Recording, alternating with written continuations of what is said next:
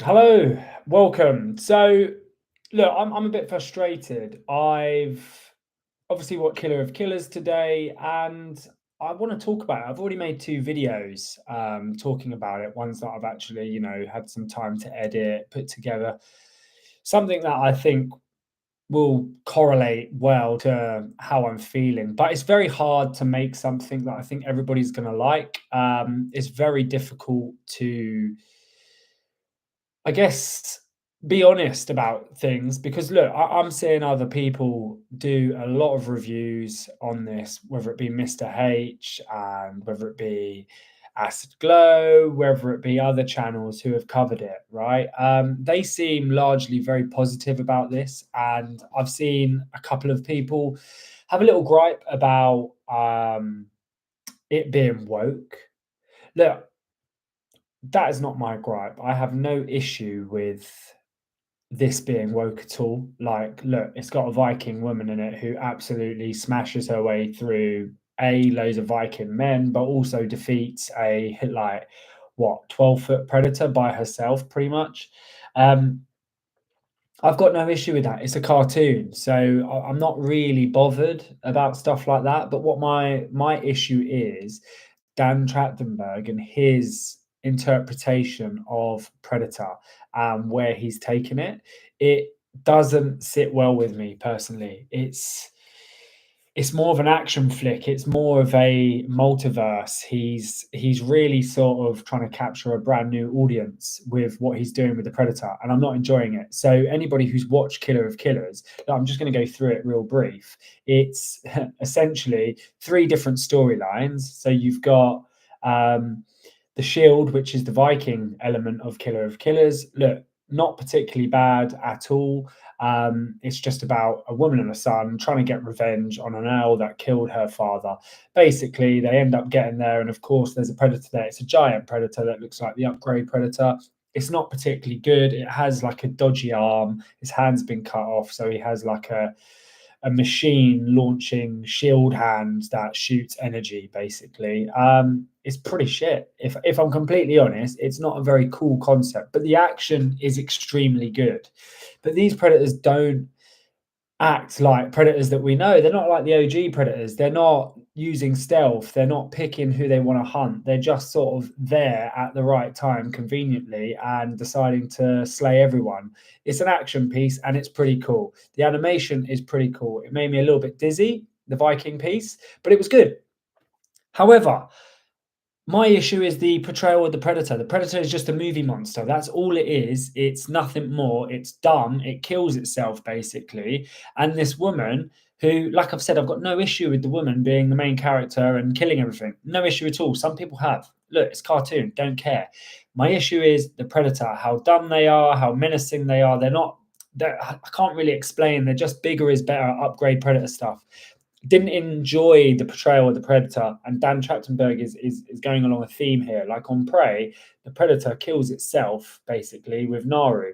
With this one, again, the predator basically kills itself. The only good part was, the predator ended up killing the woman's son. She then obviously defeats the predator. That's great. Excuse me. Then we move on to the second one, which is the samurai side of it. So you've got a shogun with two sons. The two sons duke it out to basically be the heir to the throne, so to speak. They go away. 20 years later, the shogun dies, and I guess the one of the sons is going to be king. The other son turns up to get his revenge. It's a very easy plot. Look, really cool concept, really fun. However, the predator in this one looks great.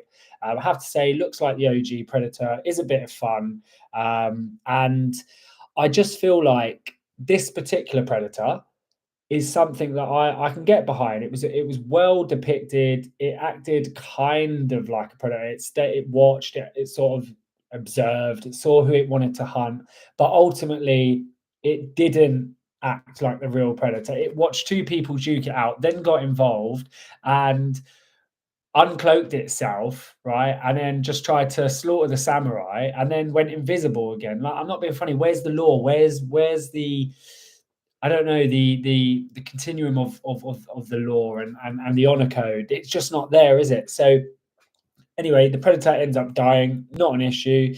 Again, samurais killed the predator. They killed it together with brothers.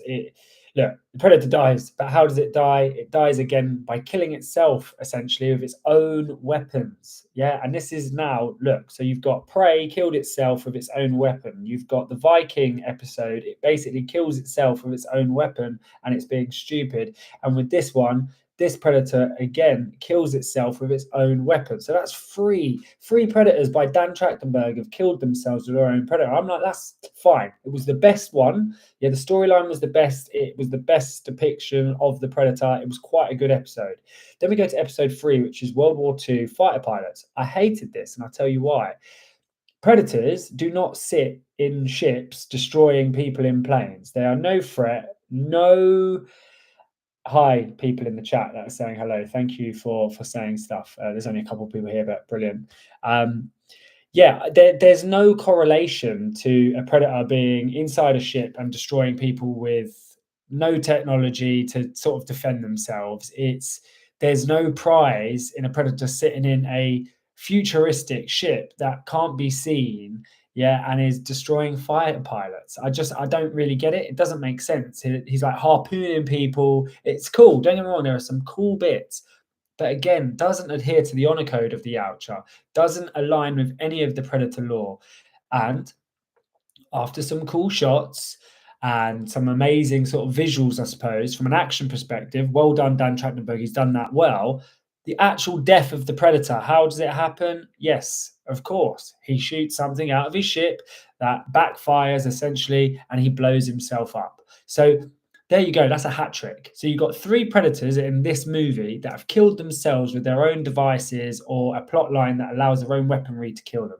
3 out of 3. Now you go to Prey. That's 4 out of 4. Dan Trachtenberg's predators are useless. Okay. And I did a little sort of review before, or not a review, I couldn't review it, obviously it wasn't out, but I had a suspicion that it was going to end up in some sort of gladiatorial coliseum. And guess what? It did. I hate that idea because before, if you defeated a predator, the elders would come down, congratulate you, you got the flintlock pistol or something like this. They gave you respect, they gave you a weapon, and it was like, thank you very much. We'll see you again maybe in the future. Well done. Now, what happens? You defeat a predator. Now you get captured. You get put in an ice bath. They're put on ice so they can thaw you out, so you can fight at the gladiator games that they have on the Prime Predator Prime, their hometown, their home planet rather. And the warlord predator comes out and basically is a 20-foot predator who is talking. Somehow everyone can understand each other, even though none of them speak the same words, like language. Sorry, you've got someone who's a Viking, you've got a Japanese samurai, and you've got an American bloke. Like they're all from completely different eras, but they understand each other. It doesn't make any sense to me at all. But hey, they're fighting, not a problem. The predator somehow can speak a language and it gets translated to all of them. They turn up, they've got bombs around their neck, and we've seen this in like Saw, right? There's a bomb attached to the bracelet around their neck, the chain basically. And now they've got to fight each other to the death. So the predator killers literally have to kill each other to then fight the warlord predator, who is basically like Proximus Caesar in Planet of the Apes. Yeah, he's just there, like, have a wonderful day, that kind of thing. He's there. All the predators are in the crowd, doing absolutely nothing in the crowd. Just I don't know, like very human, like not very predator like at all.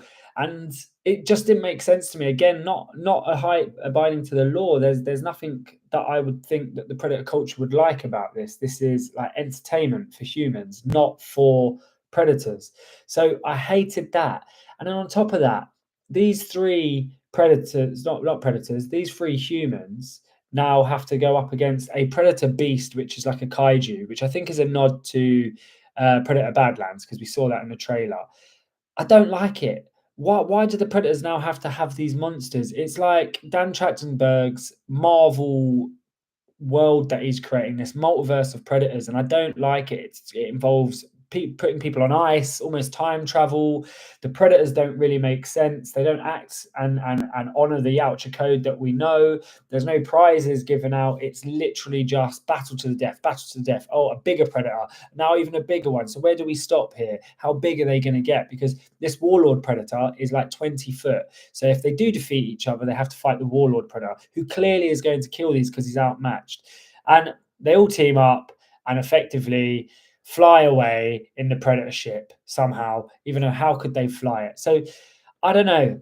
For me, I have a lot of gripes about this. It doesn't follow any code, any honor code of the Yautja.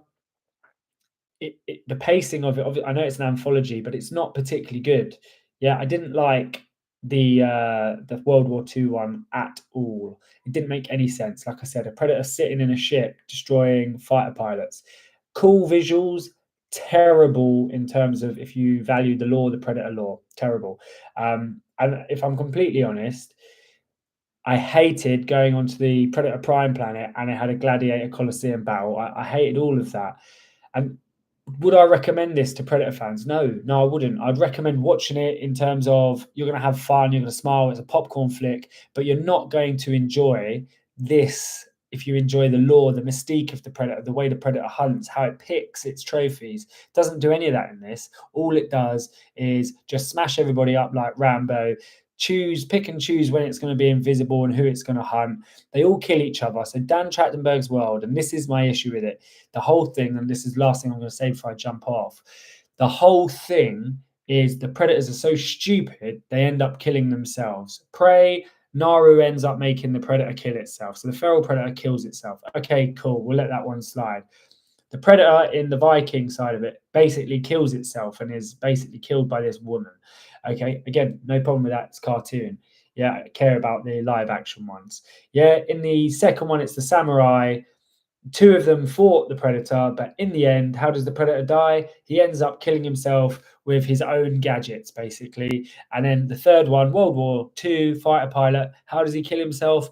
Yes, of course, kills himself with his own weapons. Then they meet the warlord predator, who once again has chains around their neck, very unhonorable, basically saying he's going to blow them up if they don't fight. None of this is predator lore.